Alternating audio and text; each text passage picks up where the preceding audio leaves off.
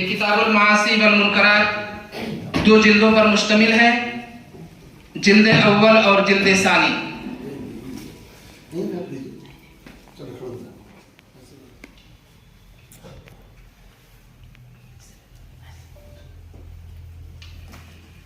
اس کے بعد آخری کتاب ہے بنیادی دینی اور تاریخی معلومات۔ اس کا رسم اجرا حضرت مولانا مظاہر حسین صاحب دامت برکاتہ العالیہ کے دست مبارک سے ہوگا۔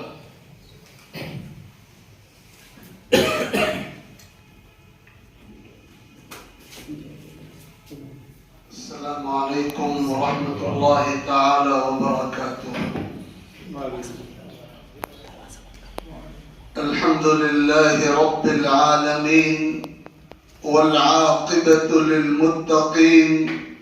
والصلاة والسلام على سید الانبیاء والمرسلین وعلى آلہ وصحبہ اجمعین۔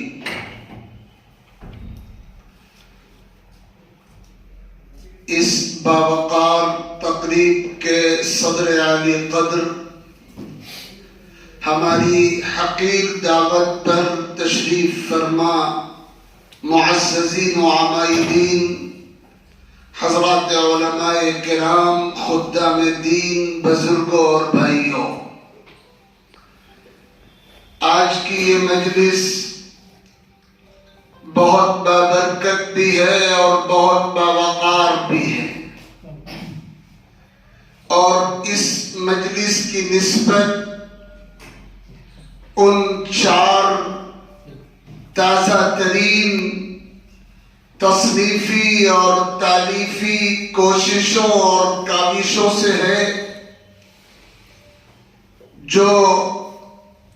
ابھی حال ہی میں منظر عام پر طبع ہو کر آئی ہے۔ جو کچھ ہوا ہے اللہ تعالیٰ کے کرم سے ہوا ہے، اور آئندہ بھی جو کچھ ہوگا وہ اللہ تعالیٰ کے کرم سے ہوگا۔ فالحمد للہ رب العالمین الرحمن الرحیم مالک یوم الدین۔ ہم اسی کی بارگاہ میں شکر اور سپاس کے کلمات دل کی اتھاہ گہرائیوں سے پیش کرتے ہیں۔ یہ ہمارا فرض ہے اور ہماری عبدیت کا مقتضا اور تقاضا بھی ہے۔ اس بابرکت مجلس میں تشریف لانے والے اپنے تمام محبین اور معززین کا دل کی گہرائیوں سے شکریہ ادا کرتا ہوں، اہلاً و سہلاً و مرحباً کہتا ہوں، اور ان کے حق میں دعا گو ہوں اللہ تعالیٰ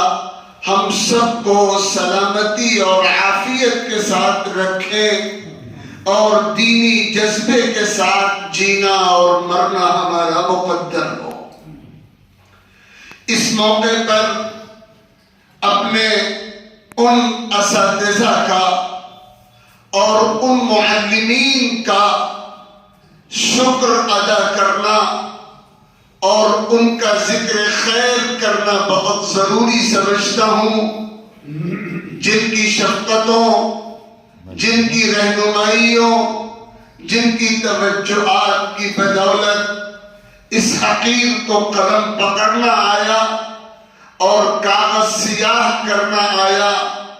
اور کچھ الٹا سیدھا لکھنے اور لکھتے رہنے کی توفیق ہوئی۔ اس فہرست میں سب سے پہلے تذکرہ لازم و واجب ہے اپنے معزز اور محترم والدین مرحومین کا۔ اللہ رب العزت ان کی تربتوں پر ابد تک رحمت کے انوار برساتے رہیں اور ان کی خدمات جلیلہ کا شایان شان اجر انہیں عطا فرمائے۔ قرآن نے ہمیں یہ دعا سکھائی ہے، رب ارحمہما کما ربیانی صغیرا، اے میرے رب میرے والدین پر رحمت نازل کیجئے جیسے انہوں نے میری تربیت کی اور مجھے سلیقہ سکھایا ان کو رحمتوں اور اجر و ثواب کے خزانوں سے مالا مال فرمائیے۔ اس کے بعد اپنے ان اساتذہ کا، ان رہبروں کا، ان سرپرستوں کا شکر ادا کرنا بے حد ضروری ہے، جن کی سرپرستی اور جن کی رہنمائی میں اور جن کی راست نگرانی میں کچھ قلمی اور علمی خدمات، اگر وہ خدمات کہے جانے کے قابل ہو تو اس حقیر کو توفیق حاصل ہوئی۔ ان میں سب سے نمایاں نام میرے استاد گرامی قدر حضرت مولانا حافظ و قاری نسیم احمد صاحب مظاہری رحمہ اللہ اور استاد الاساتذہ حضرت مولانا نثار احمد صاحب قاسمی رحمہ اللہ، یہ دونوں حضرات صدر المدرسین رہے مشرقی یوپی کی مرکزی دینی اور علمی درسگاہ دارالعلوم الاسلامیہ بستی کے، جہاں اس حقیر نے ان حضرات کے سامنے ظاہر تلمس طے کیا، اور اس کے علاوہ ہر لحاظ سے تشکر کے مستحق ہیں میرے برادر اکبر حضرت مولانا محمد اسعد صاحب قاسمی دامت برکاتہم، جو متعدد کتابوں کے مصنف اور ایک باوقار علمی مجلے کے مدیر اور دارالعلوم الاسلامیہ کے ناظم اور تمام علمی حلقوں میں متعارف اور قدر کی نگاہوں سے دیکھے جاتے ہیں۔ ان کے علاوہ ہمارے اکابر میں حضرت مولانا صادق علی صاحب قاسمی رحمہ اللہ، جنہوں نے بہت طویل عرصے تک علمی اور ادبی خدمات انجام دی، ان کی حوصلہ افزائی سے اس کے علاوہ ملک کے طول و عرض میں جو مجلات نکلتے ہیں، جو جریدے، جو اخبارات، جو ہفت روزے اور جو روزنامے شائع ہوتے ہیں، ان کے بہت سے مدیر حضرات نے اس حقیر کے ساتھ ذرہ نوازی کا معاملہ کیا، جن میں خاص طور پر استاد گرامی حضرت مولانا ڈاکٹر سعید الرحمن صاحب اعظمی دامت برکاتہم العالیہ سخت بیمار ہیں، اللہ تعالیٰ انہیں صحت و عافیت عطا فرمائے۔ وہ خصوصیت کے ساتھ قابل ذکر ہیں،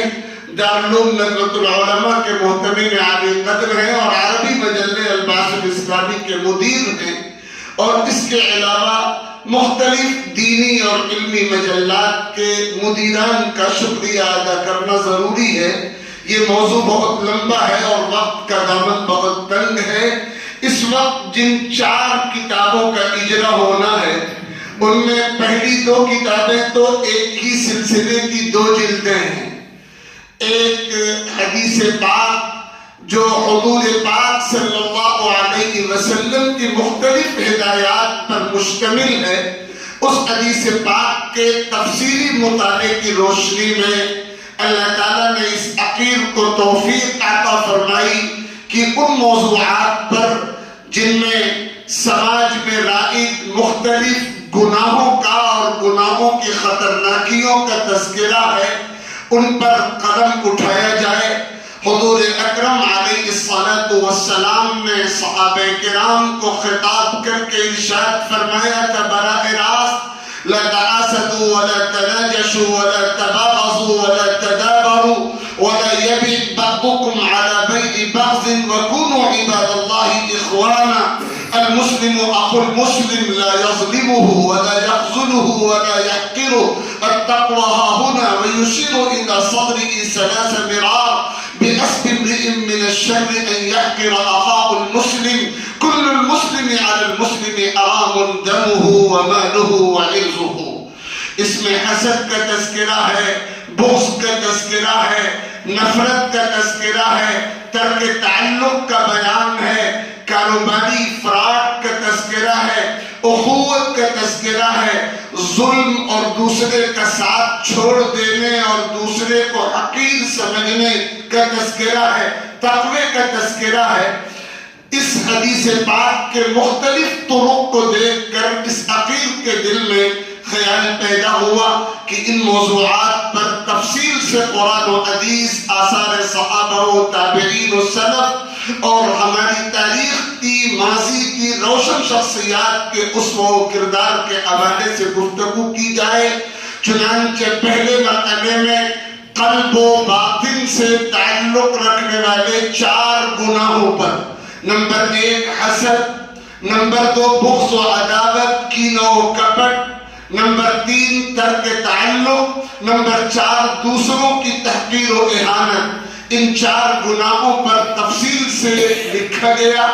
اور یہ مجموعہ تقریباً 384 صفحات میں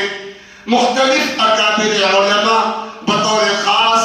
مخدوم ملت حضرت مولانا مفتی ابو القاسم صاحب نعمانی دامت برکاتہم محتمم دارالعلوم دیوبند و شیخ الحدیث دارالعلوم دیوبند اور مخدوم گرامی حضرت مولانا مفتی سید محمد سلمان صاحب منصور پوری استاد حدیث و فقہ دارالعلوم دیوبند، ان دونوں اکابر کی تقریضات سے یہ مجموعہ منظر عام پر آیا. اس سلسلے کی دوسری جلد جو زبان سے متعلق 6 گناہوں کے تذکرے پر مشتمل ہے. نمبر 1 جھوٹ، نمبر 2 گالم گلوچ، نمبر 3 غیبت، نمبر 4 مذاق اڑانا، نمبر 5 طعنہ زنی، نمبر 6 برے القاب سے پکارنا. ان 6 گناہوں کے تفصیلی تذکرے پر یہ دوسری جلد مشتمل ہے اور یہ جلد مخدوم گرامی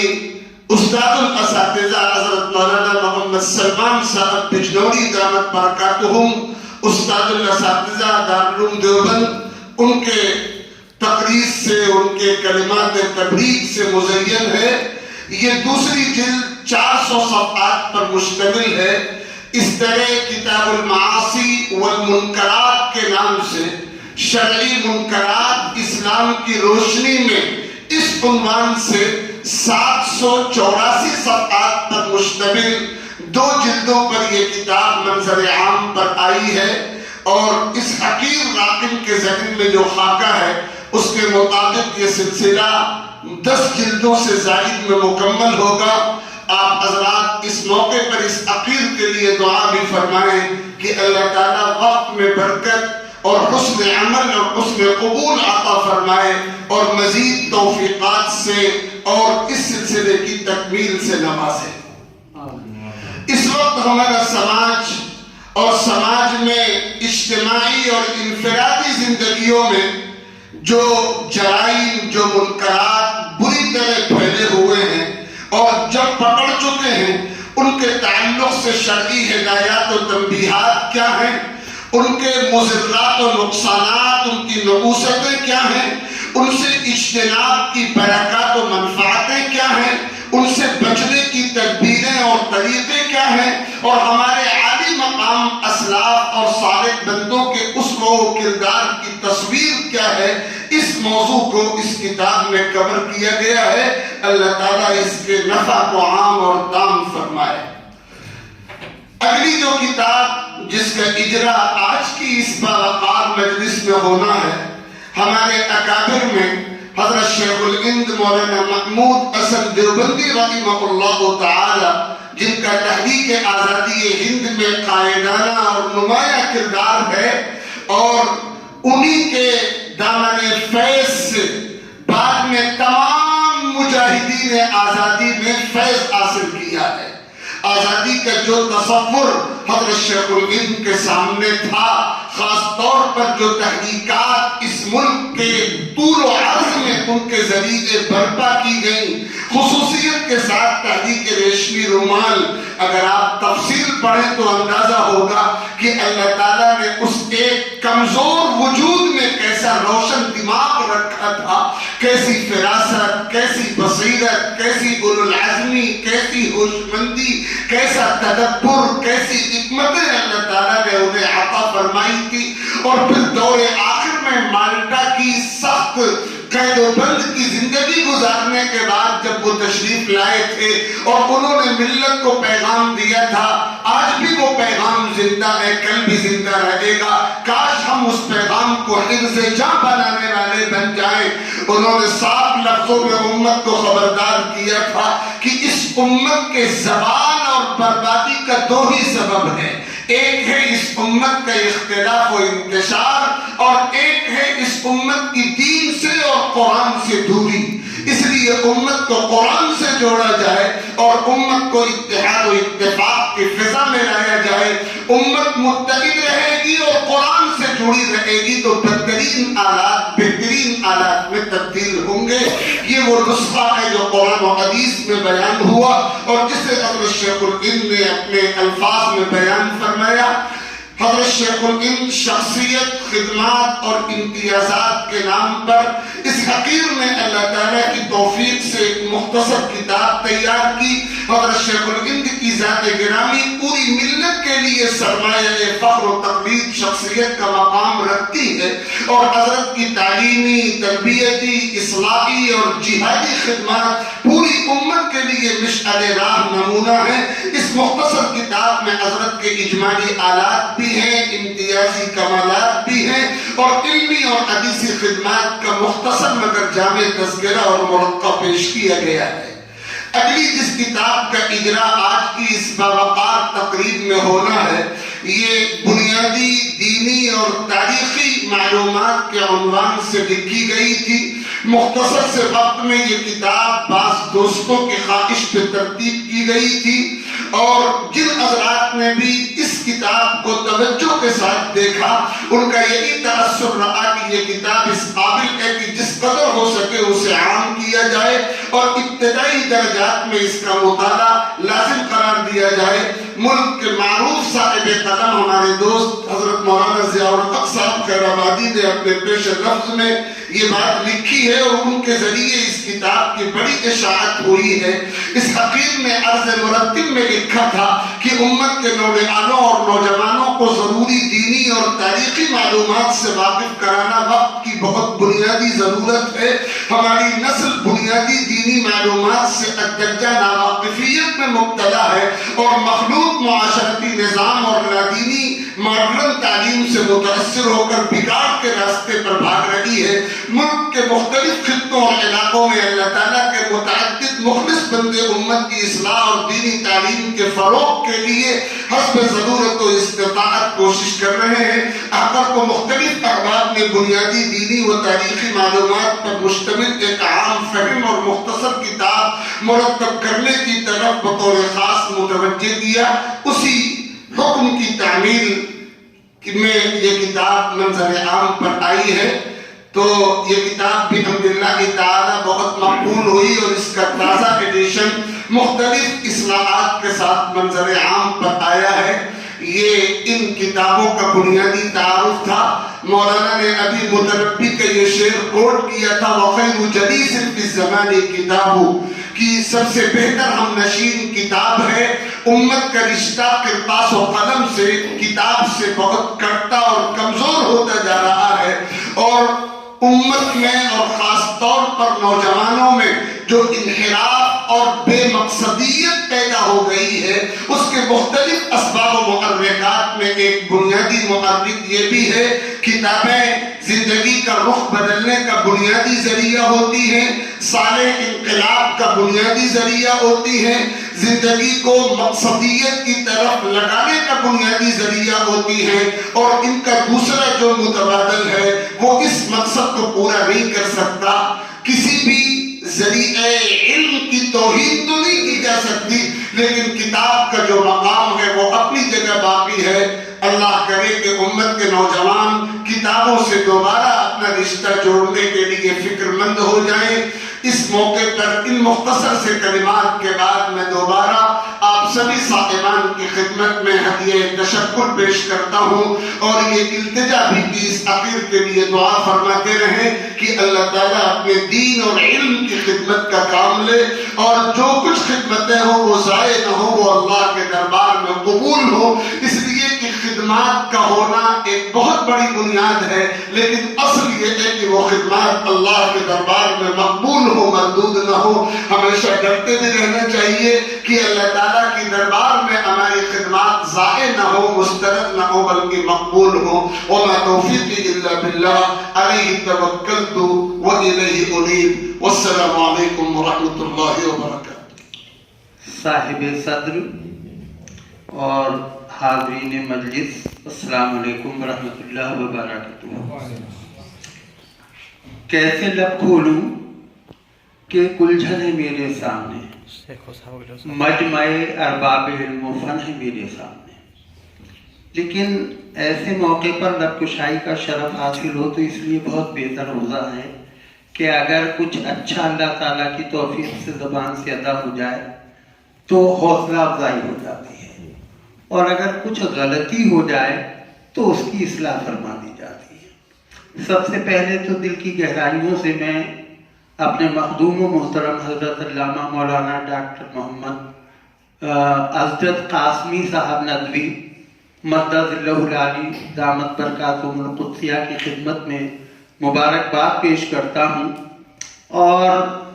سچ یہ ہے کہ میں تو بہت حیران ہوتا ہوں، بہت خوشگوار حیرت ہوتی ہے جب میں حضرت کی خدمات جلیلہ کا مشاہدہ کرتا ہوں۔ لوگ بہانہ تراشی کرتے ہیں کہ ہمیں وقت نہیں ہے جو ہم یہ کام کریں، ہمیں وقت نہیں ہے جو ہم وہ کام کریں، لیکن ابھی جیسا کہ حضرت مولانا محفوظ صاحب مدد اللہ العالی نے فرمایا کہ حضرت اپنی گوناگون مصروفیات کے باوجود وقت نکال لیتے ہیں، اور ماشاءاللہ ایک دو نہیں بلکہ جیسا کہ ابھی بتایا کہ تقریباً 50 کتابیں آپ کی منظر عام پر آ چکی ہیں، تو این سعادت بدور بادو نیز تانا بخشت خدائے بخشندہ۔ اللہ رب العزت کا ان پر خاص فضل ہے، انعام ہے، عنایت ہے کہ جو یہ خدمات اس طریقے سے انجام دے رہے ہیں۔ اور پھر اس کے علاوہ یہ ہے کہ ابھی عشق کے امتحان اور بھی ہیں، ستاروں سے آگے جہاں اور بھی ہیں۔ ابھی حضرت نے بتایا کہ یہ جو 2 جلدیں آئی ہیں ایک طریقے سے ہماری رشد و ہدایت کے لیے، ابھی یہ سلسلہ اور دراز ہوگا اور 10 جلدیں منظر عام پر آئیں گی۔ لیکن سب سے بڑا مسئلہ یہ ہے، تنزیل احمد صاحب کے مشورے کی میں تائید کرتا ہوں کہ لائبریری قائم ہونی چاہیے، لیکن ہم لوگوں کے ساتھ ایک المیہ یہ ہے، چھوٹا منہ بڑی بات، ہمارے گھروں میں اللہ کا پاک کلام، وہ مقدس کتاب جو تمام کائنات کے لیے ہدایت کا سرچشمہ ہے، وہ رکھی ہے، ہم اسے تو کھول کر پڑھتے نہیں ہیں۔ لائبریری تک کون آئے گا؟ یہ جو بے پناہ عرق ریزی اور بہت جافشانی کے ساتھ حضرت موصوف نے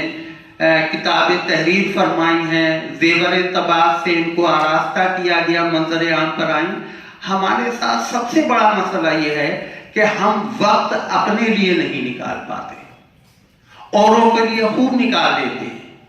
کوئی میٹنگ ہو، مجلس ہو، جلسہ ہو، سیمینار ہو، کوئی اور